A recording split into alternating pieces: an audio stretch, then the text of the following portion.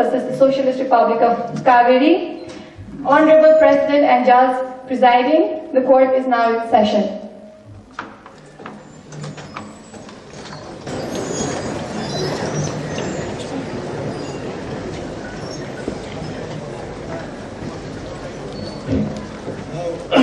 I would like to call on the proceedings to begin the proceedings.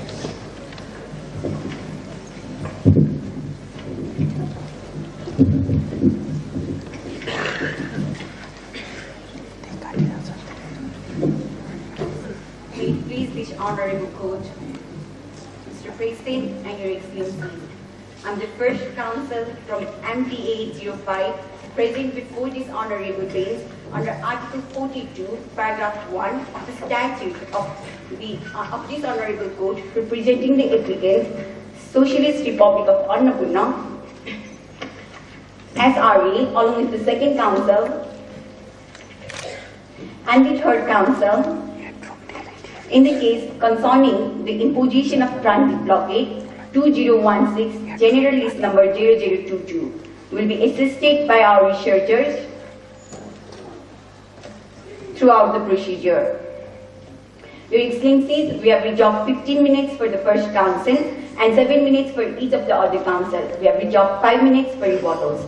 Your Excellencies, our bone of contention is this honorable court has jurisdiction in the present dispute, and SRK, the respondent, has violated the principle of non-intervention, resulting in the violation of human rights of individuals in SRA.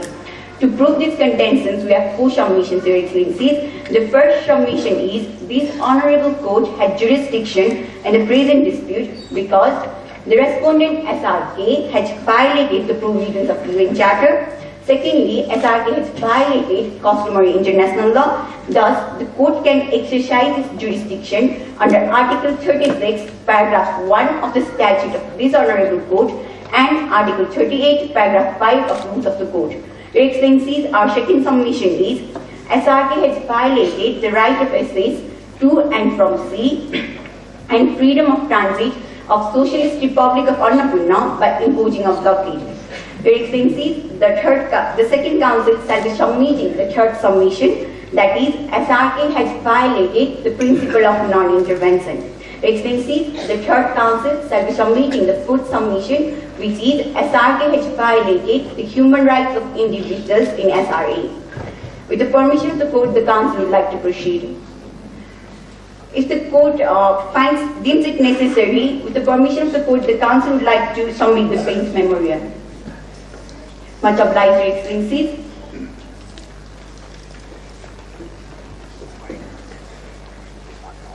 Would the court require the summary of facts? Very brief. Much obliged, Your Excellencies.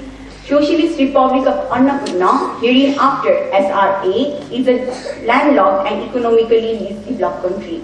Socialist Republic of Kaveri, hereinafter SRK, is a developing coastal state. SRA is heavily dependent on SRK for trade and transit, and SRA is virtually a market for SRK. Your Excellencies, these states have maintained a good relation at people-agilist state level. 8. SRK has denied to make the necessary amendments in Peace and Friendship Treaty concluded between the states in 1950, on which the Annapurna voices its opinion and concerns to make the necessary amendments. Your Excellencies, also in 1989, SRK imposed a blockade on SRA when SRA imported armaments from other of its neighbor, People's Republic of Queens, PRQ. Your Excellencies, in the aftermath of the declaration... Learned Counsel, what do you mean? This is a blockade, is a continuity of the blockade that had taken place in 1989? Much obliged, Your Excellency. The blockade imposed in 2015-16 is not a continuation of a blockade that was imposed in 1989. What you would like to prove, the motive? Yes, Your Excellencies. The series of the events in 1989 and also the series of the events such as SRK denying to make the necessary amendments in the... The issue of motive has not been raised you in the memorial. Much obliged, Your Excellencies. The issue of motive shall be established through the facts presented in the case. Can you give an exemplary fact that establishes the motive? Much obliged, Your Excellency, is discussed by the Permanent Court of Arbitration in Philippines versus China. The motives can be derived from the series of the events. In the present dispute, the series of the events... That case is not, this court is obliged to accept as an example. Much obliged, Your Excellencies. Under Article 38, Paragraph 1 of the Statute of the Court, this Honorable Court can take the judicial decision of Permanent Court of Arbitration as a subsidiary means for determination of law. How that court case is related in terms of motive? Much obliged, Your Excellencies.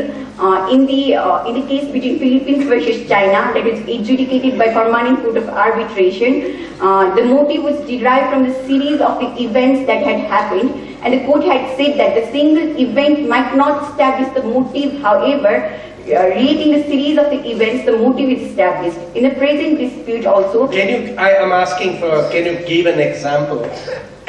Can you give an example to this court to be guided properly that this blockade is essentially related with the previous blockade, and this blockade is also an outcome of the bad motive? Much obliged, Your Excellencies. Referring to the historical events, such as the first very event being the 1989 blockade, and then the amendment issue which SRK sees is ending the special relationship, and now in the aftermath, and also now after the declaration of the new constitution, the release of the press statement by SRK, where it says that the constitution was promulgated in a derogatory sense. These all events shows that the blockade has been used as one of the tools for violating the principle of non-intervention. These two countries have a very good relation. They are very good neighbors. Therefore, is not it SRK's right to express its conscience when its neighbor's constitution is promulgated? Much obliged, Your Excellencies. Indeed, a neighboring state can give its concern for the in the constitution. However, the SRK has not only given the concern; it has also asked SRE to make the necessary amendments, and has also said that the constitution is brought in a derogatory sense. Your Excellencies, in a derogatory sense itself is a violation. What court in the statement that we can take that it is derogatory? Much obliged, Your Excellencies.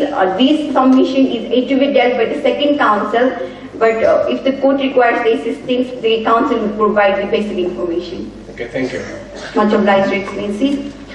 Your Excellencies, Your Excellencies, recently SRA promulgated a constitution after 10 years of insurgency. However, SRK denied to welcome it, and after the press release from the SRK, a political movement ensued in SRA, and also the transit to and from SRK has been blocked. SRK blames the political movement in SRA to have caused the blockade. With the permission of the court, the council would like to proceed with the submissions. Much obliged, Your Excellencies. The first submission is this honorable court had jurisdiction in the present dispute. Your Excellencies, the present case is brought before this honorable court under Article 36, Paragraph 1 of the statute of the court, which provides two elements for this court to exercise the jurisdiction.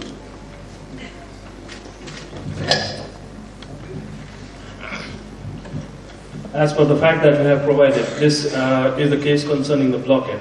And as per the fact, the two countries has their own bilateral agreement which provides arbitration as a judicial remedy. So in this case, how this court has the jurisdiction, because as per the lex specialis, it has been conferred the jurisdiction to arbitration tribunal. So in this case, ICJ does not have jurisdiction, isn't it? Much obliged, Your Excellencies. No. The present dispute brought before this court is not merely the violation of the transit right. The present dispute brought before this court is the violation of the UN Charter and the principle of non-intervention that has been enshrined in. Learned Counsel, but when you look into the jurisprudence established by this court in India versus Pakistan, the mere violation of UN Charter, can it be directly invoked as a jurisdiction for this court? Much obliged, Your Excellencies. Under Article 36, Paragraph 1 of the statute of the court, it provides the jurisdiction to this honorable court in the matters especially provided for in the Charter of the United Nations. Your Excellencies, Article 36, paragraph 1 of the statute of the court requires two elements for this court to exercise its jurisdiction. The first element being violation of UN Charter or treaty obligation, and the second element being consent of the parties. Your Excellencies, the first element in this case is established by the fact that SRK has held the precedence of SRE in the political movement. SRK has imposed... Honourable Counsel, is there any evidences which support the fact that there was help by SRK in helping the dissident of SRA? Much obliged, Your Excellencies. Although this submission is yet to be presented by my co-counsel, if the court requires, the counsel would be dealing with the basic. Okay, you can leave it to your further co-counsel.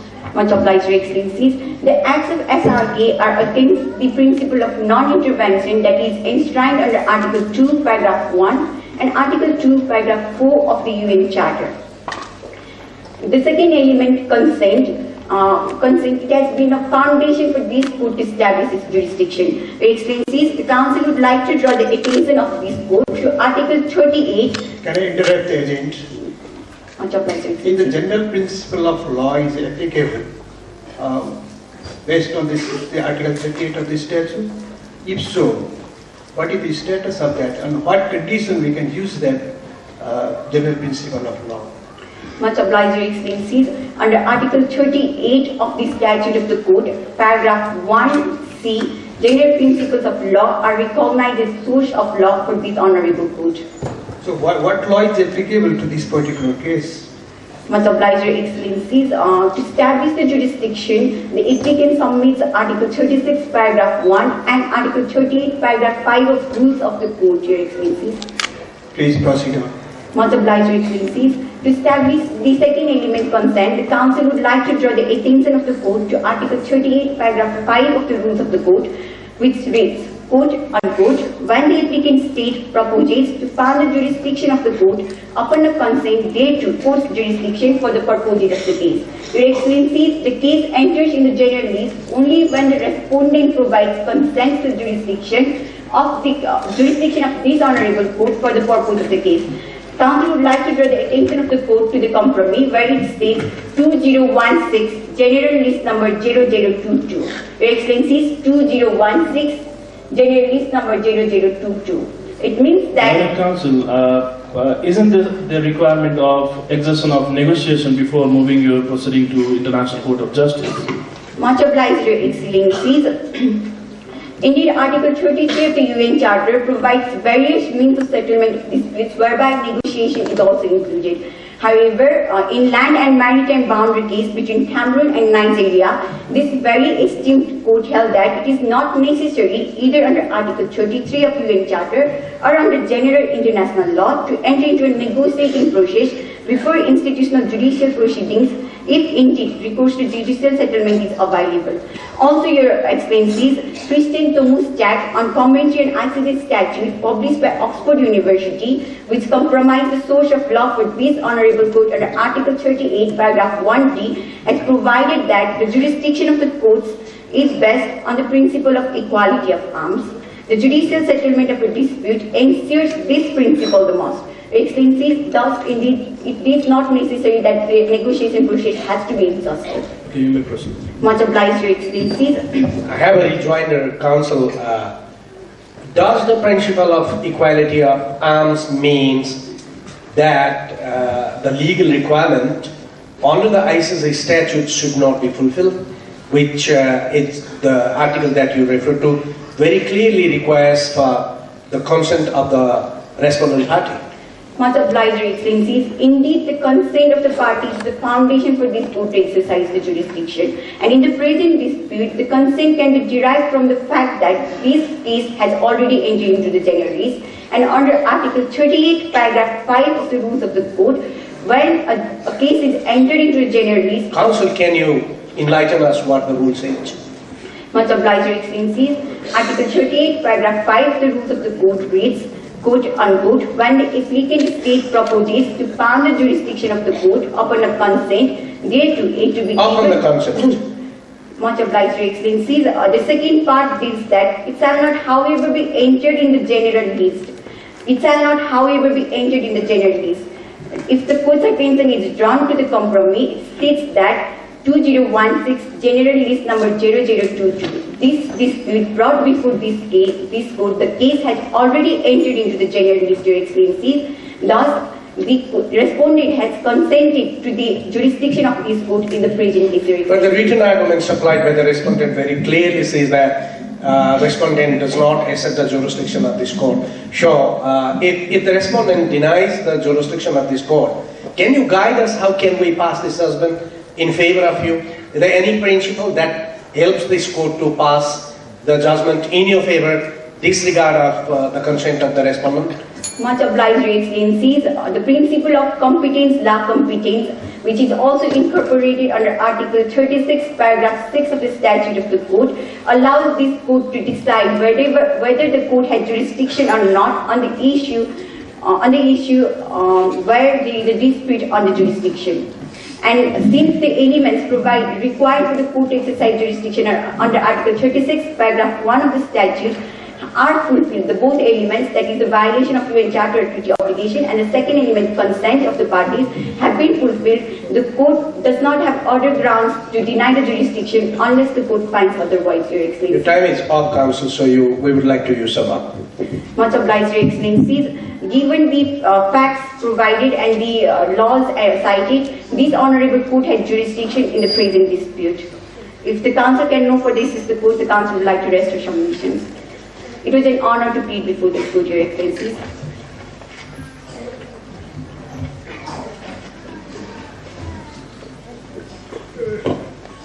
Mr. President, Your Excellencies, may it please this honorable court. I am the second counsel in the case concerning imposition of transit blockade by Socialist Republic of Kaveri, hereafter mentioned SRK. From the applicant side, Socialist Republic of Annapurna, hereafter mentioned SRA. The contention that I will be presenting before this honorable court is that SRK has violated the principle of non-intervention, and in order to assist this court in this regard, I will be presenting two submissions before this court. The first being that SRK, with the remarks that it made in the aftermath of promulgation of Constitution, has violated the principle of non-intervention, and the second contention is that SRK, by helping the dissidents in parts of SRA in their political movement, has violated the principle of non-intervention. With the permission of the court, the Council would like to proceed with the first submission. Much obliged, Your Excellencies. The first submission is that SRK has violated the principle of non-intervention with the responses that it made in the aftermath of promulgation of the Constitution in SRA. Your Excellencies, SRA is an independent sovereign state, and it is the right of that state to promulgate its Constitution and decide what the elements or what the contents of the Constitution will be. Therefore, Counsel, may I proceed? Just giving denial to recognize the new constitution, how does it conclude, or how is it logical to say that it was an intervention? Because it's just a political statement saying that, okay, we do not recognize your constitution. How does that relate to intervention? Much obliged, Your Excellency. In this regard, it is important for the court to notice that a series of events have occurred as stated in the compromise. First, SRK released a press statement, and then a political movement ensued in parts of SRA. And then after, a blockade was imposed as a political tool in SRA by SRK. Honorable Counsel, but the fact that it was a blockade, was it caused by SRK or was it caused by the people of SRA? Because the fact, PS4 line 6 says that the goods were not allowed to be brought to SRA. That means there were something wrong in SRA, not in SRK. Much obliged, Your Excellency. In this regard, it has been clearly stated in the facts themselves that the goods in some parts of SRA were not allowed entry, but it has to be noted by this court that other transit points were available, and these transit routes were not utilized in providing in providing the goods, the access of goods. Learned Counsel, did you inform the government of SRK that some of your entry points were not disturbed so that the good could be supplied from those entry points? Much obliged, Your Excellency. In this regard, it is an undisputed fact, as stated in the compromise, that some entry points were not disturbed, while some... But do you feel that it's your obligation to inform SRK to let it know that there are certain entry points which are not disturbed? Much obliged, Your Excellency. With this regard, the compromise is silent in this regard. The compromise, the fact very clearly says that the certain entry points were not disturbed. But my question to you is like, did your government inform to the government of SRK that certain points have been disturbed, but the goods could be delivered to SRA from other entry points? Much obliged, Your Excellency. Arguing based on the facts as stated in the compromise, the Council would again like to reiterate the fact that the compromise is still silent in this regard. Okay. Much obliged, Your Excellency. Learned Counsel, if you go through the Vienna Conventions, very clearly mentioned there, any states, they come to the application of international law under the good faith. Being a neighboring country, if they make any suggestion, how can you say it is imposition? Much obliged, Your Excellency. Under general circumstances, if the comments regarding the Constitution were made, that statement would have applied. But in this context, Your Excellency, it has to be noted by this court that in addition to the statement provided by SRA, and here I would like to cite the compromise, para 6, it has been stated that it declined to recognize and welcome the Constitution, and then it urged in a derogatory manner to make necessary arrangements, Your Excellencies, to make necessary arrangements. This in itself is a direct violation to the principle of non-intervention, Your Excellencies. Much obliged, Your Excellency. The principle of non-intervention has been enshrined in the UN Charter, and it has also been incorporated into international conventions, including the Montevideo Convention, 1933, Article 9, Article 8, apologies, Your Excellencies, and also in the SARC Charter, Principle 2. Regarding this, it is a duty of a state not to intervene in the internal or external affair of a state, directly or indirectly, Your Excellencies. Learned Counsel, don't you think this is the matter, before come to the court, this is the matter to settle bilateral effort? Did your government try in the past to settle the dispute in this way? Much obliged, Your Excellency. It is important for the court to notice in this regard also that the principle of non-intervention has been recognized and established as a customary international law by the Nicaragua case established by this very honorable court. In this context, this principle is of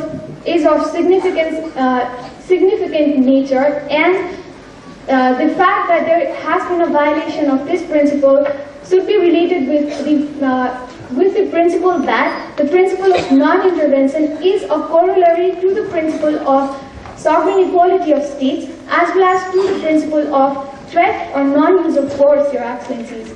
The principle of threat or non-use of force has been recognized as a jus cogens by these very established courts, Your Excellencies. On the Council, the fact that non-intervention is prohibited by international law is well appointed to the bench. But what we are requiring from Learned Counsel is that there was the existence of intervention in this present case. So could you please justify that by the fact that there was an intervention by SRK towards the sovereignty of SRA? Much obliged, Your Excellency.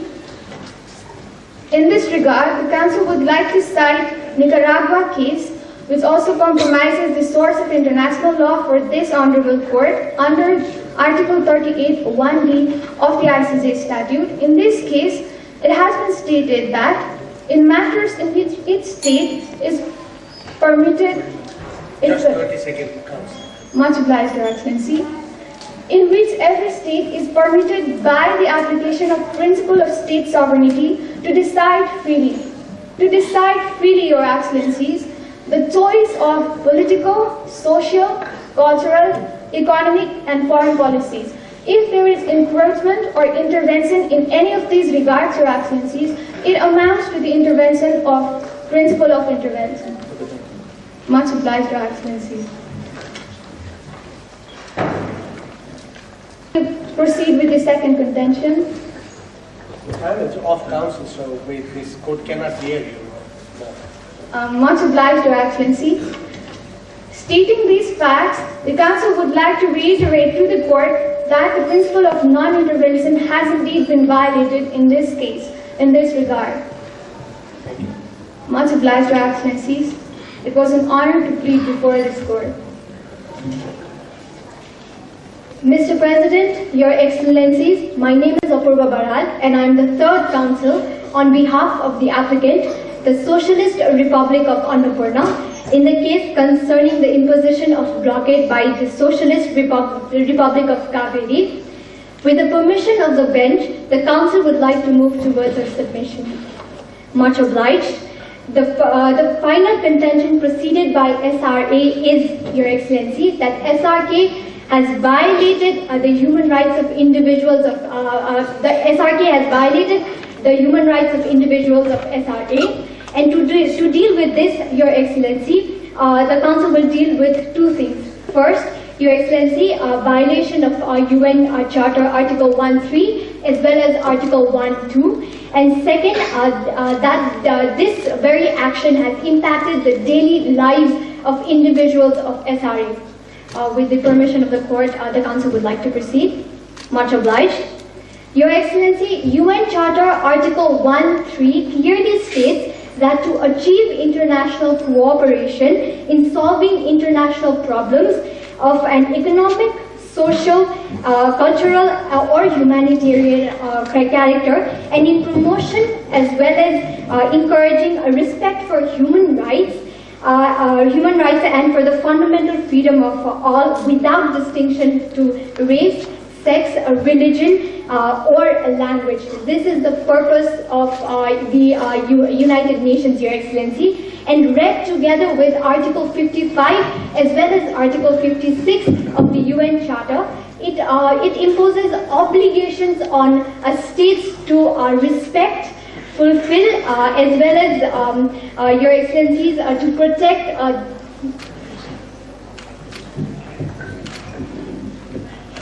Honorable Council, can you give any example that human rights instruments are used by this court in the source of international law?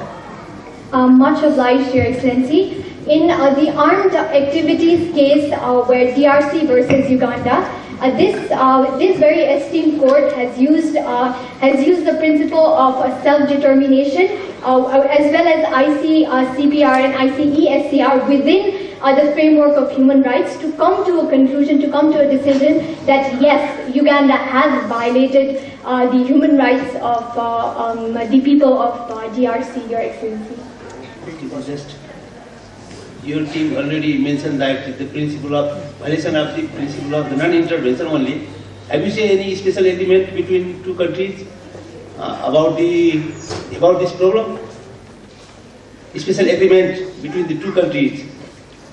In regards to the principle of non-intervention? Yeah.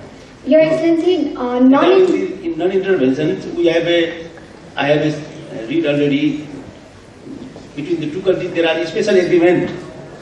This 1950s and other elements are already mentioned in your case. Can you say any special agreement between two countries? Learned Counsel, I would like to add one more thing. Can you mention any provision, treaty provision between these two countries which are allowed to come this court to your country? In terms of human rights violation? Yeah. Much obliged, Your Excellency. Human rights violation, we are coming under the UN Charter. We are stepping on the provisions enshrined in the UN Charter to come before this court, Your Excellency, and not the bilateral treaty or any or provision regarding the bilateral treaty. This human rights violation, Your Excellency, is a consequence of the dispute, which is the principle of non-intervention in this matter. Learned Council, it all began with a certain dissatisfaction in a section of your country, a section of society from your country, would claim that their human rights are not well protected in the new constitution. Isn't it your country's responsibility to address the concern of the section of society? What do you say? Much obliged, Your Excellency. The process of constitution is a fluid one, and the SRA does recognize in a democratic practice the people, the descendants, they do have a right to protest, Your Excellency, and this is recognized, and this is iterated by SRA, Your Excellency. If I'm able to answer.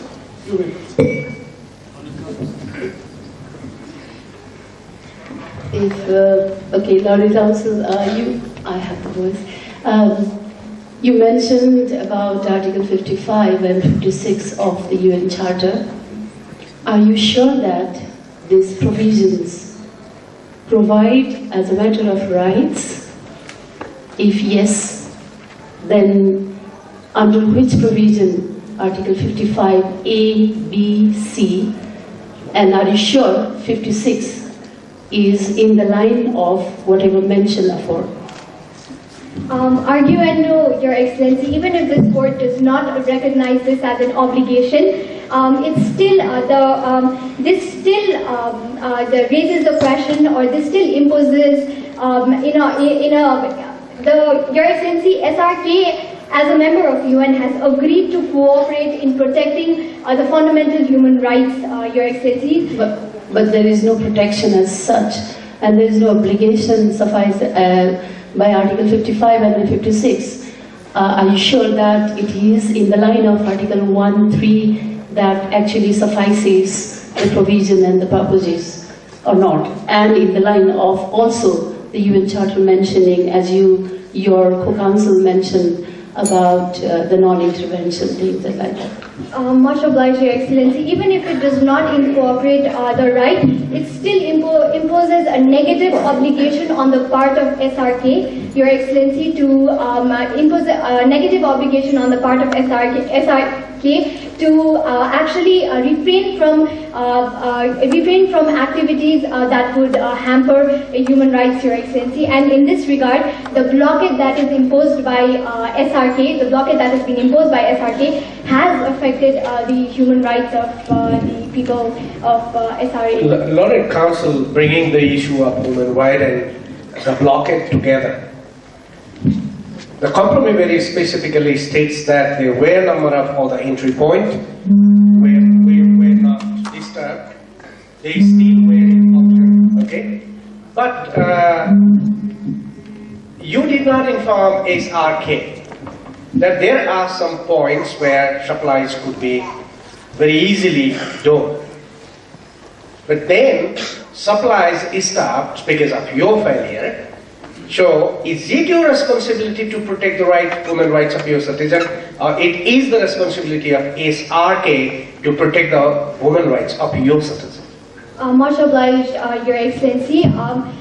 Coming to ICJ, Your Excellency, itself is a way that SRA is trying to protect the human rights of its people, Your Excellency. To answer your question, if the Council may proceed. Much obliged. Your Excellency, the Manila Declaration on the Peaceful Settlement of Disputes, which was approved under General Resolution 3710, states that the promotion and protection of all human rights and fundamental freedoms must be considered as a primary objective, a priority objective of the United Nations in accordance with its purposes and principles, in particular the purpose of international cooperation. And as such, Your Excellency, if the Council could sum up, Your Excellency, as such, ICJ under Article 92 of the UN Charter is the principal organ of the UN Charter. As such, this priority extends to ICJ as well, and therefore it is the obligation, Your Excellency, of to actually protect the well-being of human rights. If the Council could have an extra 30 seconds for the prayer. Yes. Much obliged. In light of the questions presented, the arguments advanced and the authorities cited, the applicant state most humbly requests this honorable court to adjudge first that the applicant has jurisdiction, Your Excellency. The second, that the respondent state has violated the right of access to sea and the freedom of transit. And as well as third, the response state has violated the principle of non-intervention. And fourth, that the activities of SRK were in contravention to the human rights instruments. It was an honor pleading before this court.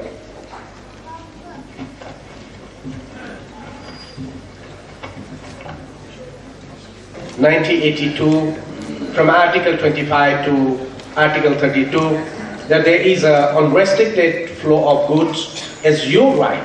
So, do you think that these two documents are contradictory? Or if you think there is a contradiction between your bilateral treaty with Sea Convention, could you please suggest us which prevails, bilateral treaty or the multilateral convention? May it please this honorable court.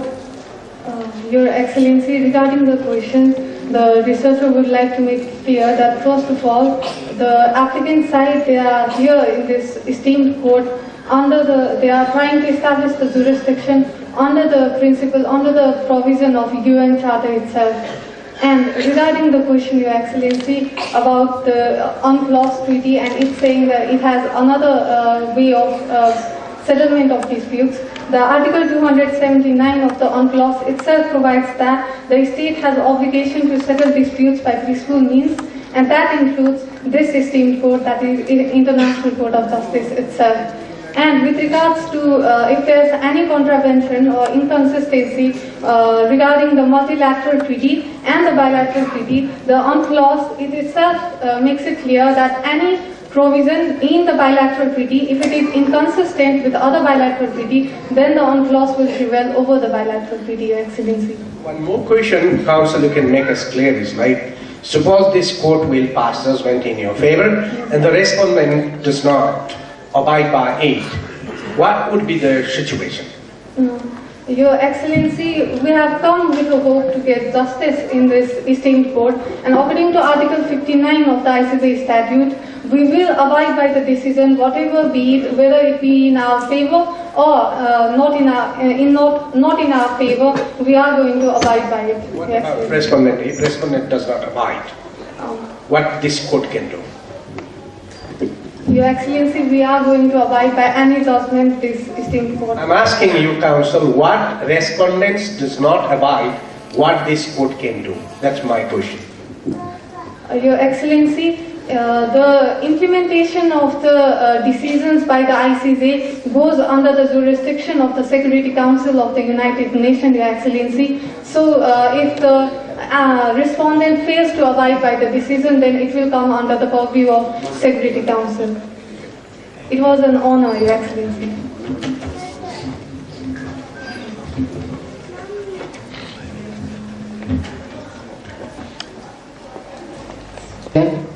Your Excellencies, may it please the court, I'm Counsel Samik Phanal, arguing on behalf of Socialist Republic of Kaveri, in this case between Socialist Republic of Annapurna and Socialist Republic of Kaveri.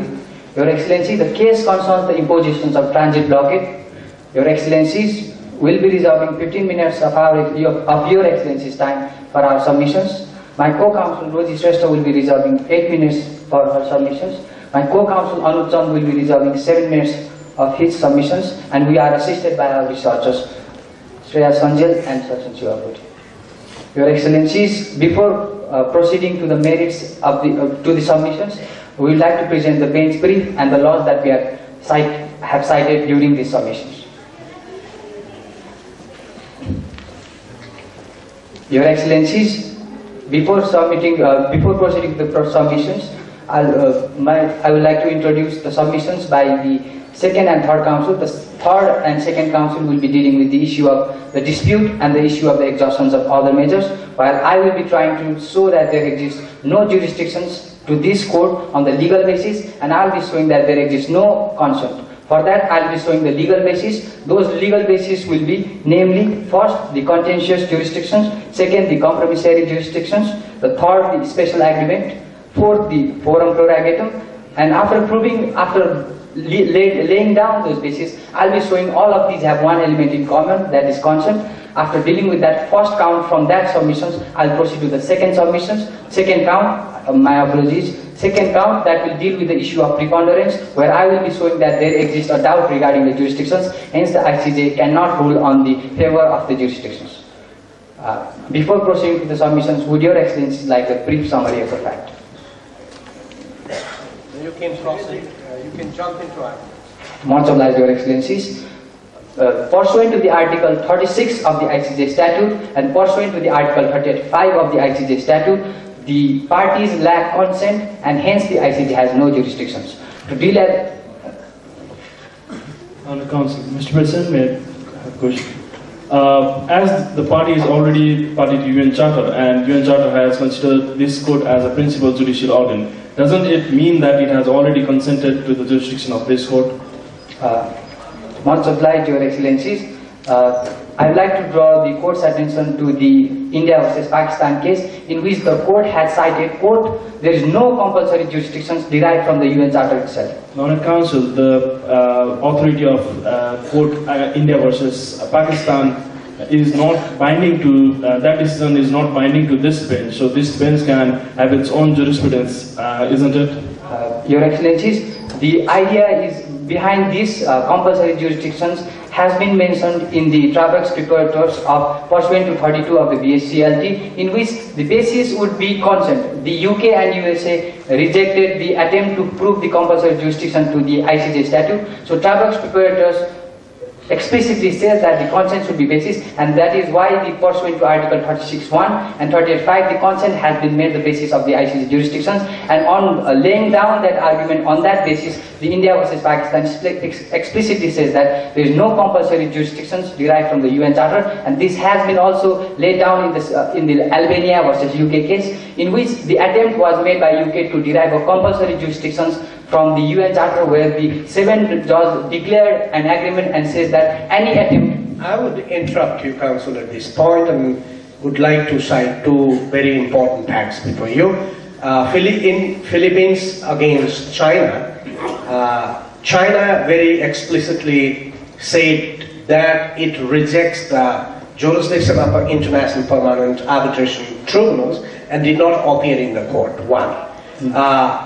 But in this case, you have been physically present before this case, and then you are in the utmost in the final hearing. So according to the rules of International Court of Justice, you have agreed to appear in the court, you have agreed to provide memorandum to this court, and at this point you have been arguing on behalf of SRK as counsel. So is not this present itself is your consent?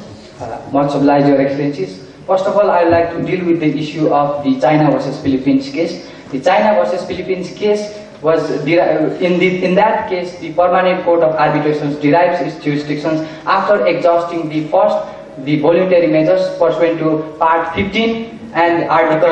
I'm drawing your attention again, like, if you have no consent, does not international, Permanent International Arbitration Tribunal very clearly state that you should not be present in the court?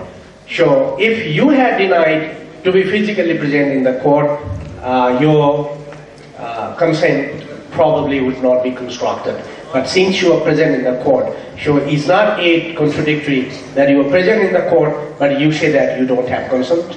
I would like to draw Your Excellency's attraction to the page 4 and last paragraph of the compromise, line 2, in which the ICJ has asked the Council to argue on issues of jurisdictions. Emphasis added, issues of jurisdictions. So we are here in this court to argue on issues of jurisdictions. So my question to you, Council, is like, if this court tends to assume jurisdiction in interest into the merit of the case, does it mean that you will refrain to abide by the judgment passed by the International Court of Justice?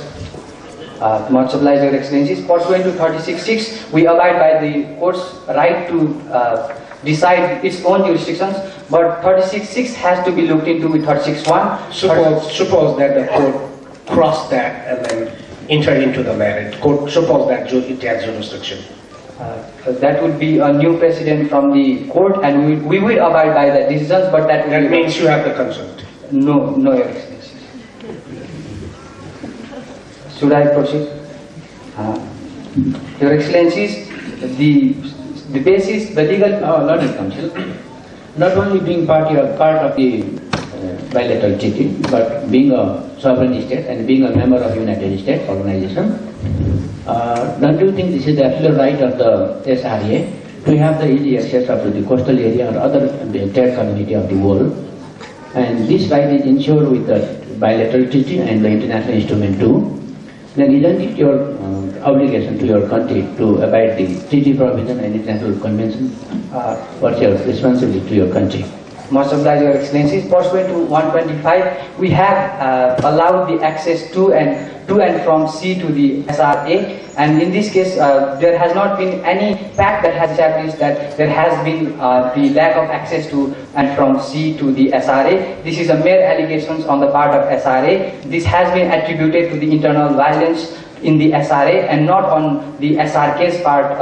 That is why the access to and from sea has been blocked, and we are committed to the Article 125 of the Law of Sea, and we have not violated the Article 125 of the Law of Sea and GATT Article 5, which says that the traffic and transit should be applied in matters by the transit states. Learned Council, you have though mentioned that you have not violated Article 125 of the law. You have though mentioned that you have not violated Article 125 of the Law of the Sea Convention, but the fact is clear that you have been not supplying the basic medicine and other basic goods and products from other countries as well. And regarding the jurisdiction issue, don't you see that the SRK and SRA both are the member of the UN, and only the Security Council has the power to invoke any kind of blockade? It is a very substantial provision that all the UN members have to oblige with. And under Article 42 of the UN Charter, the Security Council alone can determine whether to impose any kind of blockade. Not any country can impose this kind of blockade. So they, either you have consent or not, the jurisdiction is there under the Article 36 of the ICJ statute. So what is your opinion on this? Much obliged, Your Excellencies. The jurisdiction to Security Council regarding the ICJ is just a referral jurisdiction pursuant to Article 36 of the UN Charter, in which it says, as a general rule, the case should be referred to the ICJ. But in this particular instance, the applicant have not referred the case to Security Council pursuant to Article 36 and has not referred those cases to ICJ. The parties have unilaterally come to the ICJ. But the Learned Council, it is clearly established fact that your country, SRK, has violated the basic norms of trade and transit for SRA. So it is the blockade there. So it's a violation of the provision, a fundamental provision of the UN Charter, along with the power of Security Council under Chapter 7 of the UN Charter. So under this Article 36(1) of the ICJ statute, it has clearly mentioned that all the matters specially provided for the UN Charter can be taken to the ICJ. Your Excellencies, I have already dealt with the issue with how UN Charter automatically does not provide jurisdictions pursuant to the Albania versus UK and pursuant to the India versus Pakistan, in which it has clearly stated that the direct jurisdictions, compulsory jurisdictions cannot be derived from UN Charter, and that is clearly mentioned pursuant to Article 32 Travex Preparators, in which before preparing the ICJ statute, the framers have clearly stated that this consent and the sovereign choice should be the basis of the ICJ jurisdictions. That is how that jurisdiction has been established. So any attempt to derive compulsory jurisdictions is a violation of the frameworks of the constitutions itself, their intention pursuant to Article 31 of the BCLT, which says that the norms and purpose should be the basis of interpreting the basis of that provisions. That would be, and on the part of the second questions regarding the blockade, the fact that the contention that clear establishment of blockade has not been proved. The goods that we have been sending from our side were allowed. It was not. It was allowed from the other side. We have sent the goods. So there is a serious contention and serious evidential gap regarding whether there has been the blockade or not. Honourable Council,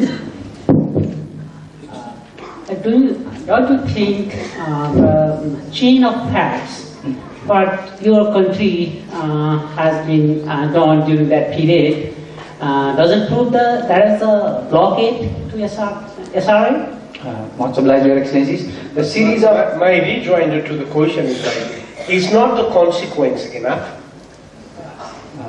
And complementary to Their Excellency's question, your parliament of your country, the parliamentarian opposition leader of your country has said that there was a blockade, and they have also recognized the fact that there was a blockade, and although there was disruption in some part of area of SRA, all the border were closed or all the border were disrupted. So doesn't that fact have a corroborative effect, concluding that there was a blockade by SRK towards SRA?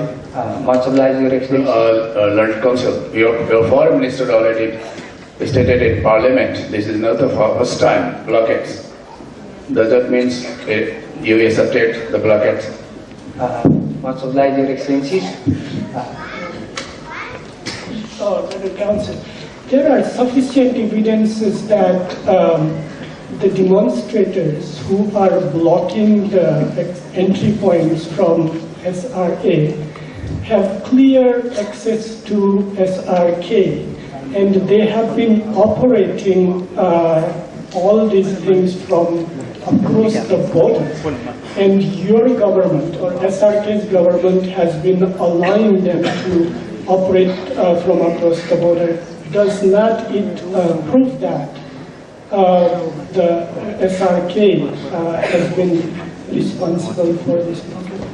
Much obliged, Your Excellency. First of all, the basis in which the violations of the sovereignty and the accusations regarding the Nicaragua case and regarding the Albania versus UK case, those were based on that the Nicaragua case clearly established that there had been the Contra rebels responsible, and second, there had been the mining of internal harbors.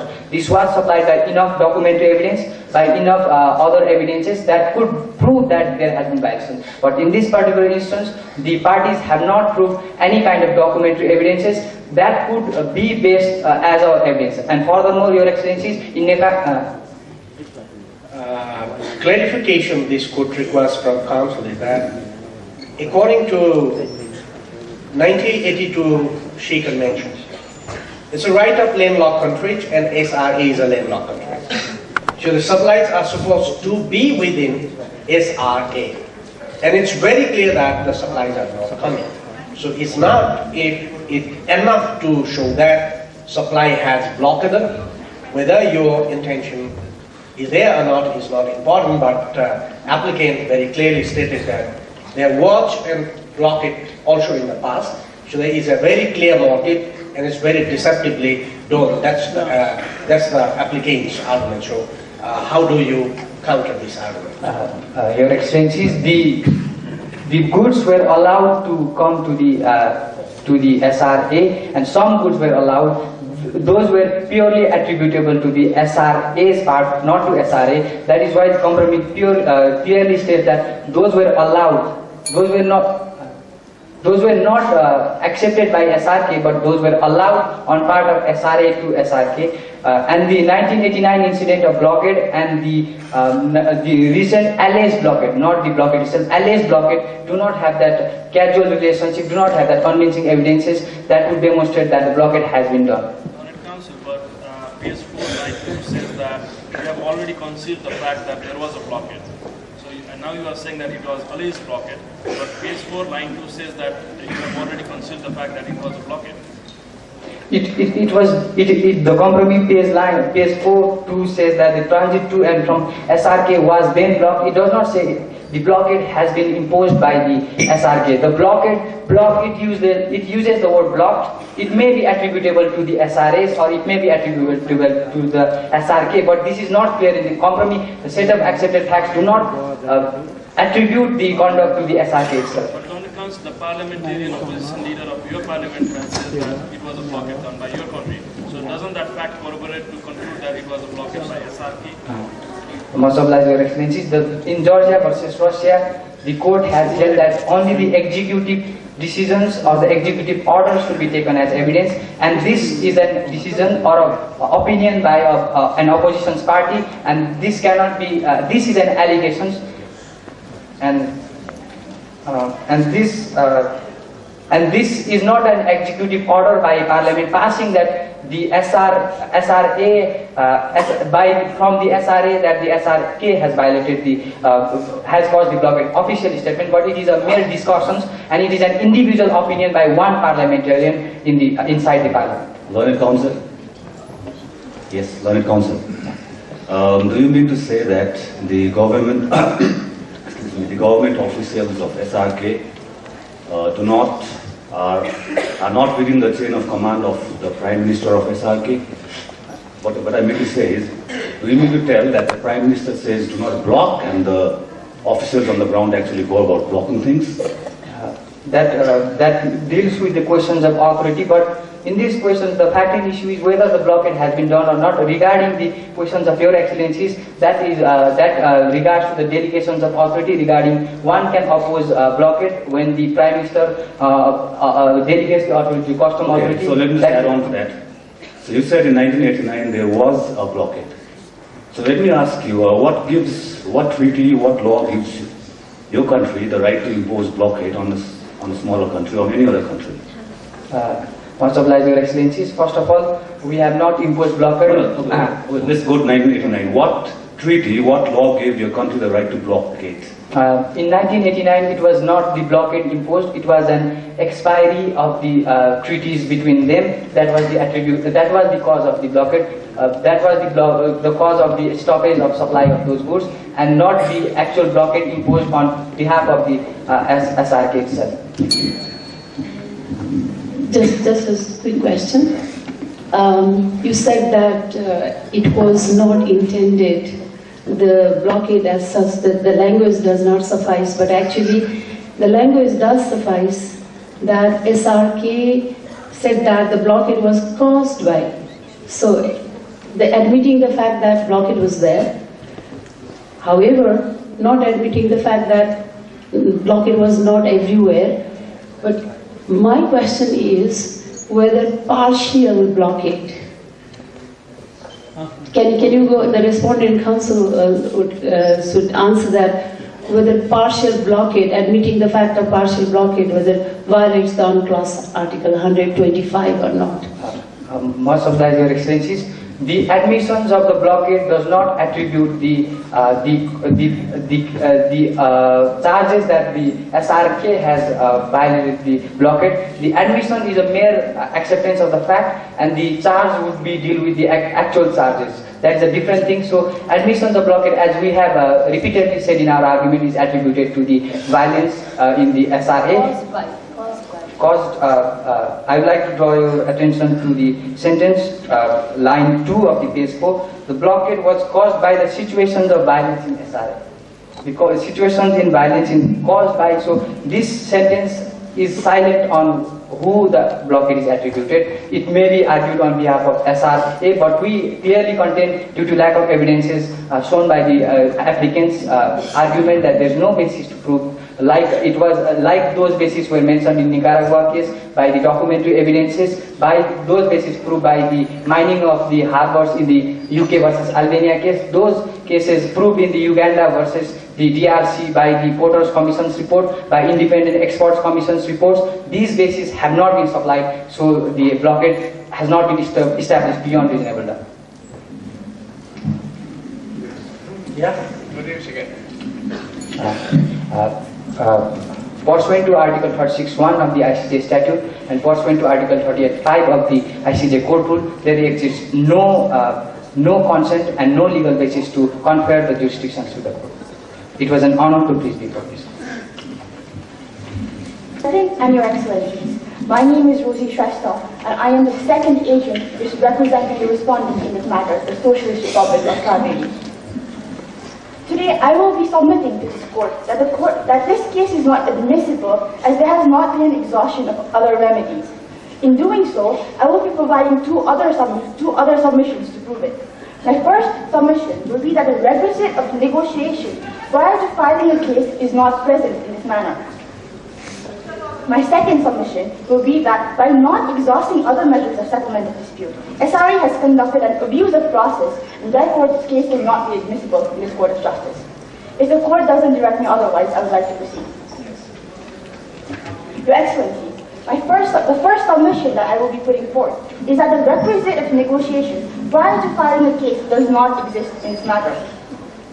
To do so, I will be putting forth 3 points. Firstly, I will be stating the need of negotiation in disputes to be brought forward to this International Court of Justice. Secondly, I will say that the facts do not suffice to establish that there has been a negotiation prior to being in this court, and therefore this case cannot be admissible. Your Excellencies, in the case of Georgia versus Russia, this court has deemed that... The one query, you argued that there was not effort from the side of for the negotiation. But as argued already, it is established that there were certain concerns from your side regarding the constitution of the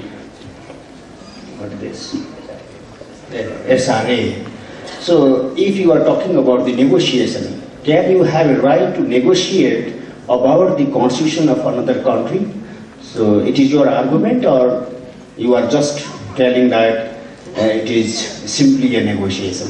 Much obliged, Your Excellency. As it can be seen in the conflict... And let me add one more thing. By imposing the blockade against the SRA, isn't the violation of the non-intervention of the internal matter of the other member country?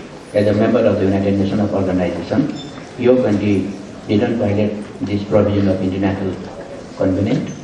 Much obliged, Your Excellency.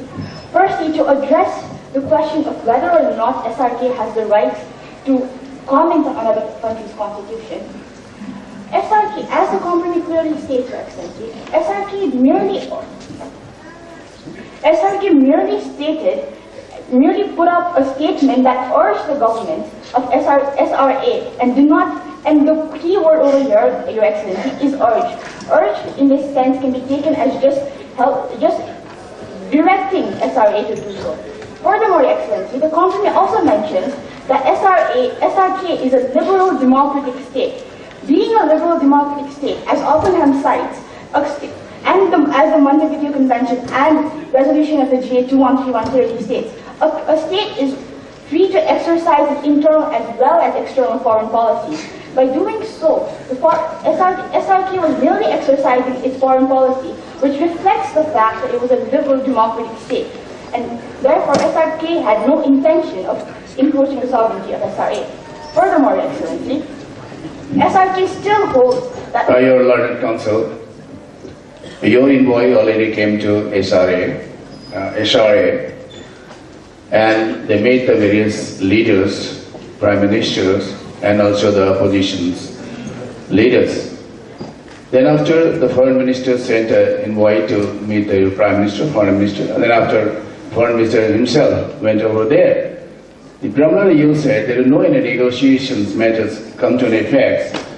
How can this man convince your argument that they didn't make any efforts to resolve these issues?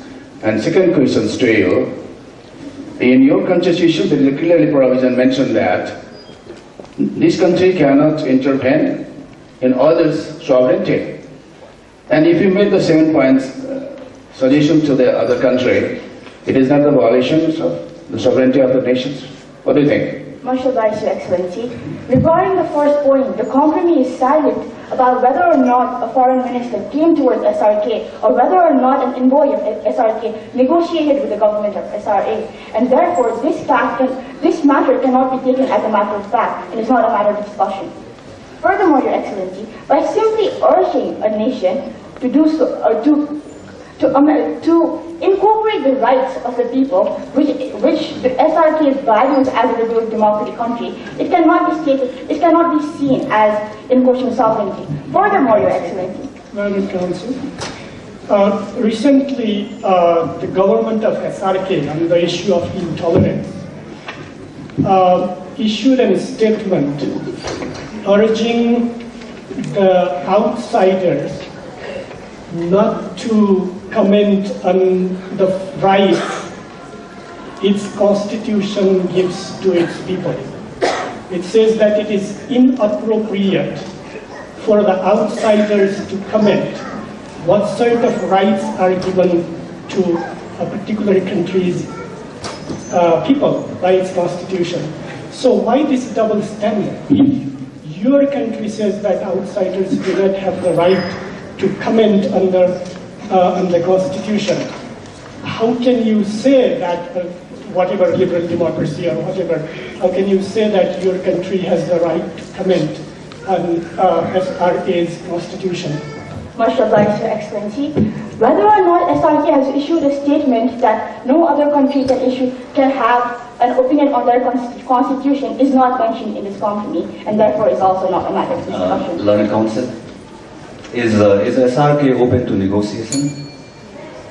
Much obliged, Your Excellency. SRA has made no attempt at negotiation. No, is SRK open to negotiation if SRA were to attempt? Much obliged, Your Excellency. SRK holds that it has no idea of the violence in of the right encroaching SRA, and if SRA is to bring forth the value of negotiation, SRK would have right. Okay, so what would you negotiate about if there is no subject matter for negotiation? Much obliged, Your Excellency. The compromise states in page 4 of the first paragraph that not all parts of SRA has agitation and only a few parts of SRA is blocked. SRK holds that it has no knowledge of which transit routes are open and which transit routes are blocked. And therefore, if there is to be a negotiation... there is some subject matter for negotiation. There is a problem which is under some control of SRK, right? That's what you consent to? No, Your Excellency. So there's nothing to negotiate about. Why should we negotiate? Much obliged, Your Excellency. The negotiation is not on whether or not SRK holds the obligation, but to reroute transit routes and send material towards SRA as per Article 2 of the bilateral treaty. All right, thank you. Much obliged, Your Excellency.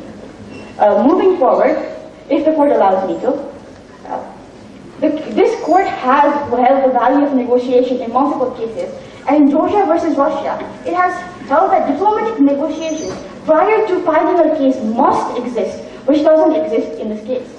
Also, this case also says that negotiations ensure parties to develop a clear idea of the scope of the dispute. SRK in this case holds that SRK has no idea of the scope of the dispute in this matter, and also that because as SRA is alleging that SRK is not sending materials, even though routes are open, SRK holds that SRK has no knowledge about which routes are open and which routes are not open, and therefore cannot move forward and reroute those materials. Furthermore, Your Excellency, I would like to move on to my second submission. My second submission, Your Excellency, is that by not exhausting other measures of settlement of dispute, SRA has conducted an abusive process which deems this case inadmissible in its court of justice. To do so, I see my time has expired. With the permission of the court, I would like to continue further. Just 30 seconds. Much obliged, Your Excellency. Bilateral agreement, the bilateral agreement between SRA and SRK provides for an arbitration council.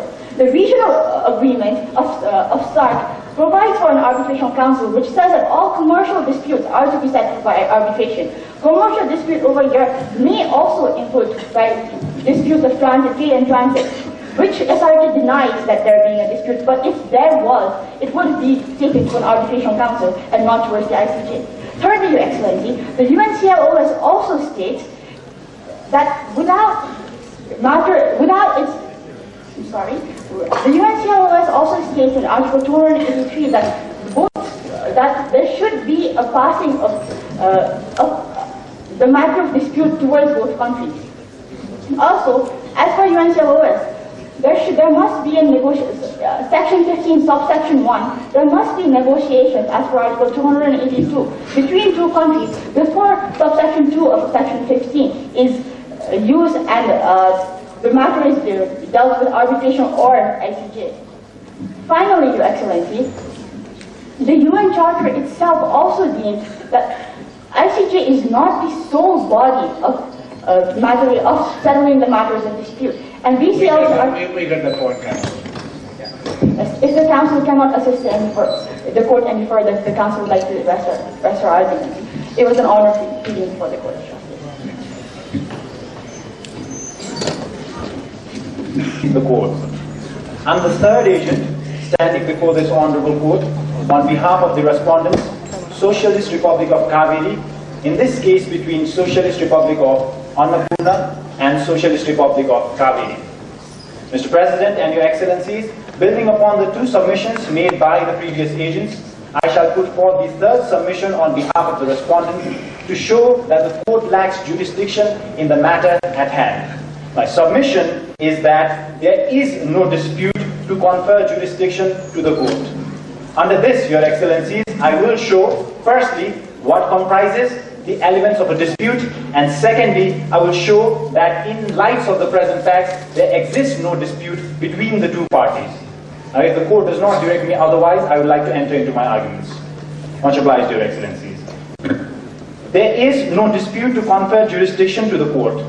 Your Excellencies, provisions of various dispute settlements in Article 33 of the United Nations Charter, as well as the Statute of the International Court of Justice, by definition, presuppose a presence of dispute for its application. In this particular context, Your Excellency, a previous jurisprudence laid down by this very court in the nuclear test case says that a presence of a dispute is the primary condition for the court to exercise its jurisdiction. Well, the SRA is guaranteed with freedom of transit as being a landlocked state under international law, and the fact is very clear that the petroleum products and medical equipments were blocked. So doesn't that fact lead to conclude that there was a dispute? Because SRA was denied to exercise its right under international law. Much obliged, Your Excellency. Your Excellency, the mere assertion that there is a dispute on part of the applicant is not enough to establish whether or not there is a dispute. For there to be an establishment of dispute, there needs to be certain fulfillment of elements, which I shall come a little later in my argument if the Excellency allows me to. The Council, International Court of Justice applies international law. And Montevideo Convention 1933, in its Article 4 and Article 8, very clearly states that it's the right of states to select its administrative system, political system, and economic system. But there is a very clear statement from your side that our constitution has been made, and the Socialist Republic of Annapurna should have made their claim as to what they deemed has been violated, what sort of injury the state has suffered. According to Article 43 of the State Responsibility for Internationally Wrongful Act, it has been clearly mentioned that an injured state should send forward its statement of claim to the state that it deems has done an internationally wrongful act. In this particular case, Your Excellency, the Socialist Republic of Annapurna has mentioned nowhere, even in this proceeding, they have failed to bring any evidence of such a claim before the case was instituted in this court on 20th January 2016, because the critical date for the determination of dispute is the date when the application is instituted before this very court, Your Excellency. So, Your Excellency, in that particular light, the agent is arguing that there existed no dispute, Your Excellency. If I may continue, Your Excellency. Much obliged, Your Excellency. Your Excellency. I just want to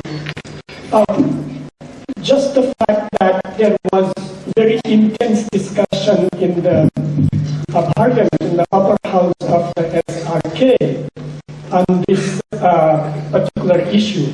Don't you think that if there was no dispute at all, why was there such an intense discussion in the upper house of SRK where the foreign minister, Minister of Foreign Affairs herself accepted that there was a blockade, and it was not the first time the blockade took place. So how can you say that there was no dispute? Forget about all what is there in the media and blah, blah, blah. But it was in the parliament where the foreign minister categorically accepted that it was not the first time India put blockade, or SRK put blockade. Excuse me. Much obliged, Your Excellency. Your Excellency, with regard to your question, the point that you made about the statement of the foreign minister has not been mentioned upon the agreed fact within the compromise, so it is not a matter of discussion in this particular case between SRA and SRK. And as to the discussion within the parliament, Your Excellency, the claim has to be made by one of the parties, in this case, the Socialist Republic of Annapurna, which has to be positively opposed by Socialist Republic of Kaveri. Your Excellency, there has been no claim, thank you very much, there has been no claim made by Socialist Republic of Annapurna, be it through diplomatic channels pursuant to Article 2(1)(c) of the Vienna Convention on Diplomatic Relations, be it in form of any statement by statement, in official statement. I'm sorry to interrupt you. So what you are trying to tell this court is that there is technically no dispute, but in actuality there is a dispute. Is that what you want to tell this court? Much obliged, Your Excellency. Your Excellency, whether or not... Yes or no? No, Your Excellency, because as per the consistent jurisprudence laid down by this court since the Southwest Africa case, and subsequently reiterated by the nuclear test case, as well as the case between Georgia and Russia, it has been clearly mentioned that there needs to be a claim made by one party, which is subsequently denied by the other party. That's my very point. So what you are trying to tell this court is that in order to be a dispute, certain technicalities need to be fulfilled, which haven't in this case. But again, you're also saying that there is a dispute, but it's only technically not a dispute. Is that what you want to tell? Much obliged, Your Excellency. The Socialist Republic of Kaveri has no way to know what kind of problem or what kind of... So your parliamentarians just pass their time in the parliament, right? Is that what they do? Much obliged, Your Excellency. Your Excellency... They tell jokes to each other, right? Learned Council, it is very clear that the constitution is very internal document of any particular country, and no other country have right to comment over the constitution. And with due to the dissatisfaction of the constitution of SRA, your country pretend to blockade the imposition against the SRA. Don't you think this is a clear violation of the international law? Much obliged, Your Excellency. Again, Your Excellency, we have not accepted or that it is the actions of Socialist Republic of Kaveri that has caused the blockade, nor have the Socialist Republic of Annapurna claimed anywhere that it was the action of Socialist Republic of Kaveri that led to the blockade before the institution of this application within the court. Further, Your Excellency, merely commenting on Constitution is Socialist Republic of Kaveri exercising its foreign policy. It has been done in previous cases by China when commenting upon the amendment that took place within the territory of Japan, which was not considered as a violation of independence of Japan as well, Your Excellency. That's the contention of the agent, Your Excellency. There was not only comment upon constitution, but your country had urged to make necessary changes. So doesn't that term urge means that there was an intervention or interference in internal matter? Much obliged, Your Excellency. Your Excellency, the Socialist Republic of Kaveri, being a democratic state, merely urged Socialist Republic of Annapurna to make whatever possible changes or whatever possible arrangements they can make for itself. They did not say that. You can go for prayer. Much obliged, Your Excellencies. Your Excellency, therefore, in light of the facts stated, arguments advanced, and authorities cited, it is humbly prayed that this honorable court may be pleased to adjudge and declare that it lacks jurisdictions over the proceedings brought by the Socialist Republic of Annapurna in its application on 20th January 2016, respectfully submitted on behalf of the respondent. Much obliged, Your Excellencies. It was an honor pleading before the court. Issue, but technically this is not an issue. How do you convince this court that there was no problem? May it please the court? The researcher would like to be further assistance of the court. Answering the question of Your Excellency, the dispute of for the court to settle a dispute, initially there must be an element of dispute that needs to exist. Technically, there was not a dispute, and in no way that a dispute existed in this case concerning the state of Kaveri and state of Annapurna. For a dispute, if there had been a dispute, it is a failure in part of Socialist Republic of Annapurna to get involved in diplomatic negotiation or any form of claims that they made towards SRK, which has not been which has not been done by the Socialist Republic of Annapurna in any way. It was an obligation on part of Socialist Republic of Annapurna to inform Socialist Republic of Kaveri had there been any dispute in any form, which is not been done by SRK. Thus, the notion of dispute does not exist, and when there is no dispute that needs to be settled, the court does not have any basis to have jurisdiction. Another response that we'd like to see is what is your stand? Do you say there was no problem in SRA, or you say it is not your responsibility? Much obliged, Your Excellency.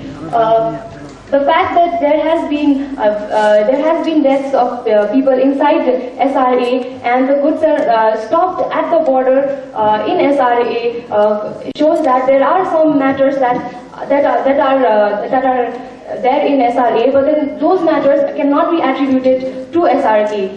The matters that are happening in SRA are within the boundary of SRK and SRA, and SRK does not have any relation whatsoever to those matters. But I would like to add, Your Excellency, that SRK, being a neighbor, would have a responsibility towards its neighboring country. In condition that SRA made any sort of claim or any sort of notice that they are in a situation of crisis to SRA, which they have not done. Thus, it is if SRK would want any. Got your point. Like if SRA had requested you support, that's what you mean to say. Yes, Your Excellency. Thank you. Okay, I have a question to Yes, the Your Excellency. One of your counsel had spelled out the word forum pro gratum, and this court is positive towards the principle of forum pro gratum, looking towards its past precedent. So, can this bench apply that principle of forum pro gratum in this present case or not? Much obliged, Your Excellency. The notion of forum pro gratum is like every other basis of jurisdiction of ICJ. The notion of forum pro gratum also relies on consent of the parties. In forum pro gratum, the consent does not need to be of explicit nature. The consent could be of an implied nature. But in this case, SRK has in no way shown any kind of implied or tacit consent. Thus, forum pro gratum cannot be applied in this case. Lord Counsel? Yes, sir. Okay. Do you mean to tell this bench that if you have a bilateral treaty that somehow overrides the multilateral treaties, and if one state continues to, dictate another state and then block its borders or do whatever, and then does not consent, then that one state which continues to block it just because it does not consent, can that consent be used as a technicality to continue to block another state? Much obliged, Your Excellency. Is that how we would like this court to understand this matter? Much obliged, Your Excellency. To answer this question, when there is a breach of treaty, had there been a blockade, it would be the responsibility of the claimant state to notify the other state. And adding to that, also I would like to stress that the respondent state is in no way connected to the blockade. Had there been a blockade, then the court would then there would be evidence, and there would be some evidence or notice which would prove a blockade. And if the blockade is being proven, then the court could decide. And if the other responding party does not consent, then based on the notion of consent, which is the basis of jurisdiction of this court. Is consent the only basis of jurisdiction of this court? The basis, Article 36 of the statute of the court defines, gives. Yes or no? Is it the only basis? There are various bases of jurisdiction. Thank you, Counsel. So we call for rebuttal. It was an honor pleading before this court.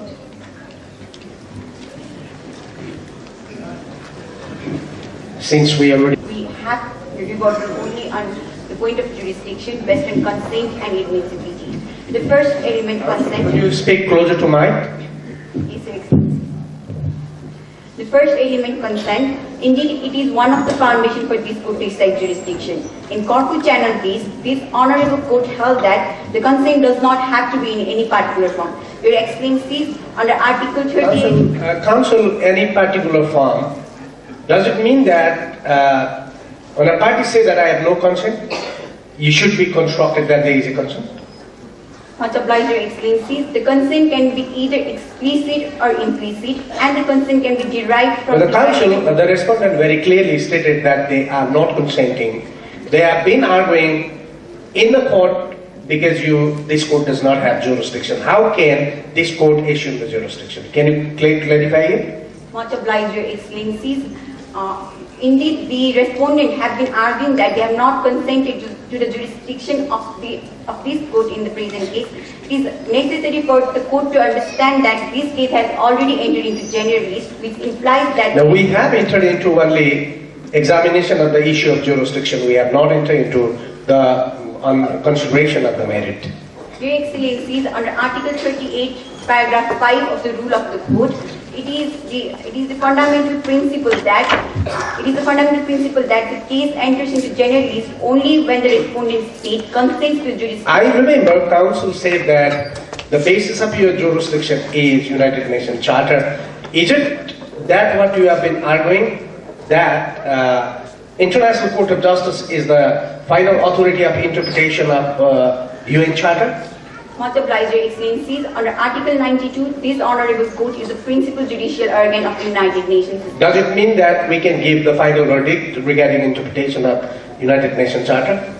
Much obliged, Your Excellencies. In the dissenting opinion of the Judge Sima, it has been explained that this honorable court... Can we take dissenting opinion as an authority to decide in this case? Much obliged, Your Excellencies. The international law is an evolving law, and under the statute for this honorable court forms the annex of the UN Charter, where UN Charter provides that the UN system was with the purpose. Okay, thank you, Counsel. It was an honor to be before this court. Registrar, which says, I want to quote this, we are convinced with that point, Counsel. What we would like to be enlightened by you is like, applicant says that International Court of Justice has authority to evolve new international law. So she is argued that International Court of Justice can, by interpretation of United Nations Charter, can evolve the jurisdiction. Do you agree with this point? Much obliged, Your Excellencies. The UN Charter, the ICJ Statute 36.1, 36.2 and 38.5 has to be looked into together with the Article 92, and furthermore Article 95 clearly says that those dispute settlement mechanisms should be based on chosen case. So what you mean is like this court cannot go beyond the words of Article 36? Yes. So your position is originalist position? Your Excellency, pursuant to Article 31, the clear written meaning of a text should be of BCLT. As a principal judicial organ, do you believe that this court has jurisdiction to develop interpretation of United Nations Charter? Much obliged, Your Excellencies. The ICJ has right to evolve the jurisdiction, not in contravention to tabular preparators, which... What does it mean? It means the body of materials that dealt with the issue of formulations of treaty, that clearly records each and every aspect of how those treaties were prepared, pursuant to Article 32 of the Vienna Convention of Law of Treaties. And if Your Excellency would permit me to say, this attempt to make the compulsory jurisdiction has been rejected by the nations. That is why, pursuant to Article 36.1, 36.2 and 38.5 of the ICJ statute, the consent has been the basis. So there is no ground to prove that the ICJ has the basis, has made the claim to make the compulsory jurisdiction as a basis. So when the text itself is clear, when the traverse preparators itself is clear that the ICJ do not have the compulsory jurisdiction, and when the case law itself is clear in UK versus Albania, in the India versus Pakistan, then the court cannot outweigh each and every basis of its decisions. Thank you, Counsel. It was an honor to plead before this. Now, court is adjourned. अब अलिकति formal Nepali कोर्टकै सन्दर्भमा हामीले अलिकति comment as a जज होइन कि as a चाहिँ यहाँ बसेको प्यानलिस्टको रूपमा हेर्दाखेरि रेगुलर कोर्टमा जुन खालको कन्फ्रन्टेसन हुन्छ त्योभन्दा मोर रियल तपाईँहरूको यहाँ देखियो र डिलेमामा एज अ रियल जज बस्दाखेरि निकै अप्ठ्यारो तपाईँहरूले प्रेजेन्टेसन गर्नुभएको छ। यसमा तपाईँको राम्रो तयारी थियो, राम्रोसँग तपाईँले गर्नुभएको थियो र यहाँनिर तपाईँहरूको कन्फिडेन्स जुन रूपमा देखाउनु भएको छ त्यो कन्फिडेन्स साँच्चीकै प्रशंसायोग्य छ र यो प्रोसेस भनेको तपाईँहरू अहिले कलेजबाट जुन रूपमा गर्नुभएको छ, कलेजको जुन काठमाडौँ स्कुल अफ लको प्रिपरेसन छ त्यो हिसाबमा हेर्दाखेरि तपाईँहरू जुन इयरमा हुनुहुन्छ यो लर्निङ बाई डुइङ प्रोसेस हो। लर्निङ बाई डुइङ प्रोसेस भएको कारणले गर्दाखेरि अघि सुरुमै युवराजीले सुरुमै राख्नु भएको छ भोलि हामी अर्को 16 वर्षमा हामी कहाँ पुग्छौँ भन्दाखेरि यो तपाईँहरूको चाहिँ स्टेप त्यो ठाउँमा पुग्ने स्टेप पहिलो स्टेप हो भन्छु म। त्यो स्टेपमा तपाईँहरू धेरै सक्सेसफुल हुनुभएको छ दुवैतर्फ।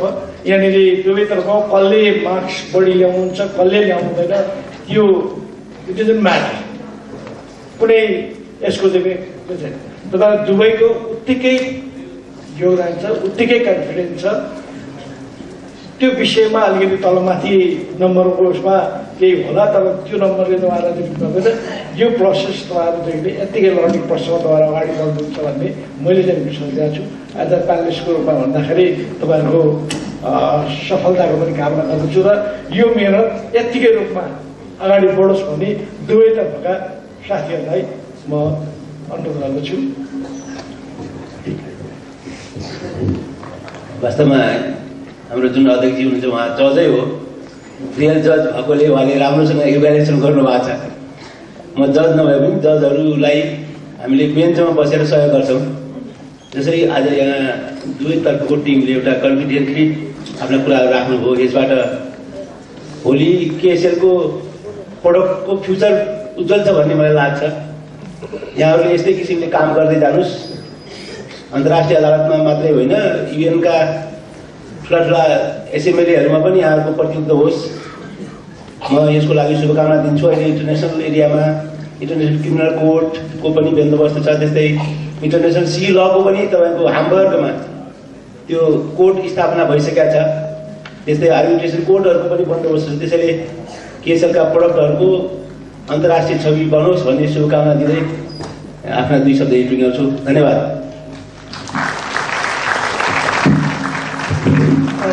As a student of law in one of the best universities in America, I myself have been a part of Moot Court in multiple occasions, and observing this, I am proud to say that this is no lesser than any Moot Court that is conducted in law schools around America. Congratulations, guys, and